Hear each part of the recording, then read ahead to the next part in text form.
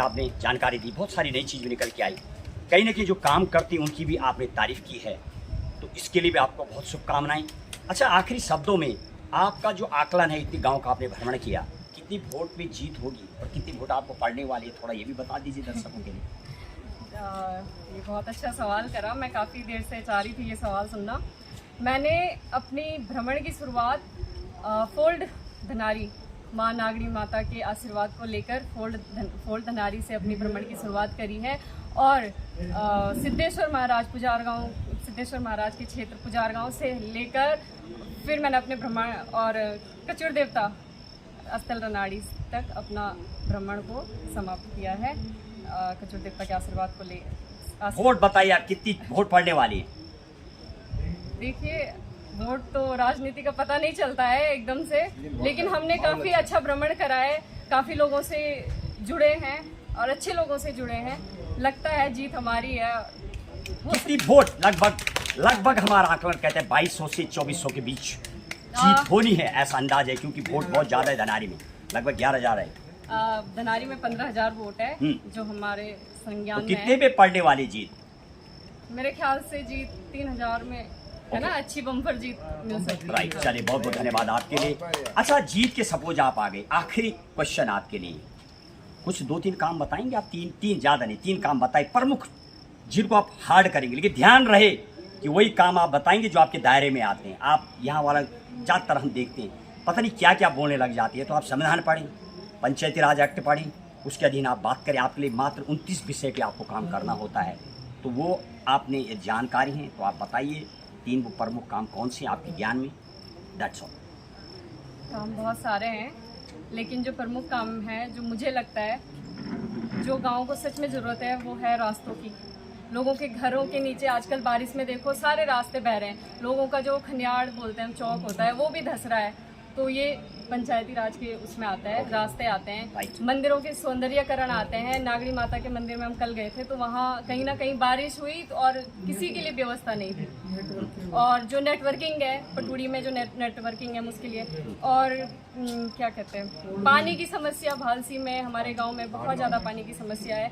और ये ज़रूरी नहीं हम सरकार के भरोसे बैठे पानी के लिए। मुझे लगता है जहाँ हर गांव में एक पूजनीय धारा होता है, जहाँ शादी के दिन भी और लड़की पहली बार आती है, शादी के दिन उस धारा पूजन को पूजती है, वहाँ काफ़ी अच्छा पानी रहता है। तो मुझे लगता है वहाँ पे एक टैंक बना दिया जाए और उसकी पाइपलाइन से घर घर में पानी पहुँचाया जाए, तो मुझे लगता है ये ज़्यादा आसान है। हमें हर चीज़ को बहुत ज़्यादा सारा का विकास।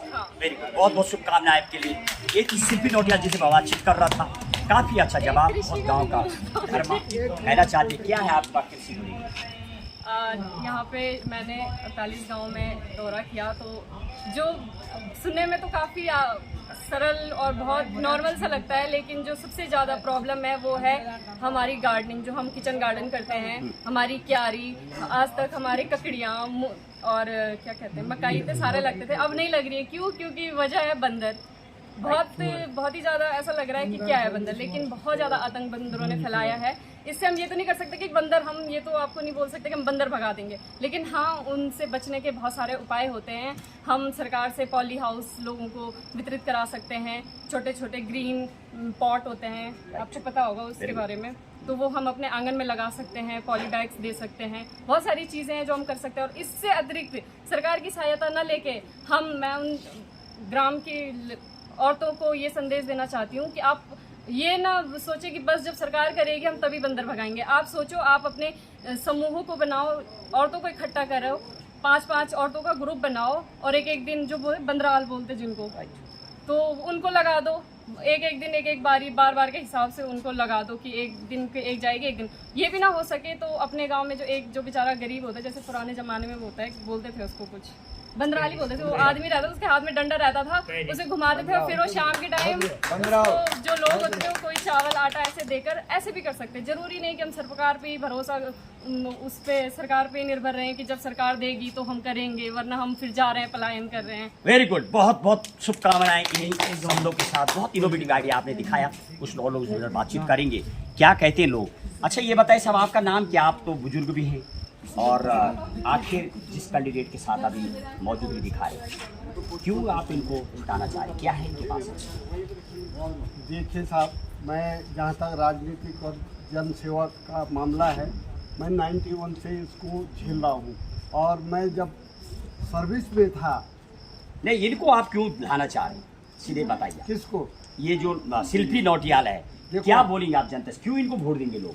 इसलिए वोट देंगे कि युवा हैं, पढ़े लिखे हैं और अर्थशास्त्र से इन्होंने पास किया है। उसके बाद इनकी नई सोच है। इस सोच को जो है अगर बल देते हैं, हम सपोर्ट करते हैं, तो ये बहुत आगे जा सकते हैं। जन सेवा हो सकती है, कई प्रकार के लोग जो है। चले, बहुत बहुत धन्यवाद आपके लिए, बहुत बहुत धन्यवाद। लगातार बातचीत जब लोगों से करते थे, निकल के देवभूमि आते हैं, लगभग पढ़े लिखे तो सभी हैं, ऐसे भी तो नहीं है, लेकिन लोगों की अपनी जनता जनार्दन कमाते। कुछ एक दो लोगों से बातचीत करेंगे। नौटियाल साहब, क्या बोलेंगे आप? आप इनके समर्थन में क्या बोलना चाहते हैं? पढ़ी लिखी लड़की युवा है, बहुत अच्छे विकासशील पुरुष हैं, पहले से ही लोग गाँव की सेवा में रहे हैं, अच्छा किया है। अच्छा, पूर्व में भी रहा है। चलिए, बहुत बहुत धन्यवाद आपके लिए। करेंगे और उन लोगों से बातचीत और गांव का भ्रमण करेंगे, क्या कहते हैं आखिर युवा। और एक पुरानी राजनीति पर खास तौर पर हम फोकस करते हैं। जो पहले रहा है, यदि वो दोबारा जीतता है तो राजनीतिक कसौटी भी है, इतना शायद आसान नहीं। पर ये कोई युवा है, पहली बार आया, उतनी उसके लिए भी कठिन राह होती है, लेकिन यदि वास्तविक ही उसको धरातल पता है तो राह आसान हो जाती है। सुभाष बिस के साथ महेश बोगड़ा, धनारी क्षेत्र, वार्ड नंबर 9, फोल्ड पुजार गांव धनारी पर मेरी सीधे आज ग्राउंड जीरो की रिपोर्ट। क्या कहती है जनता, करेंगे और लोगों से बातचीत।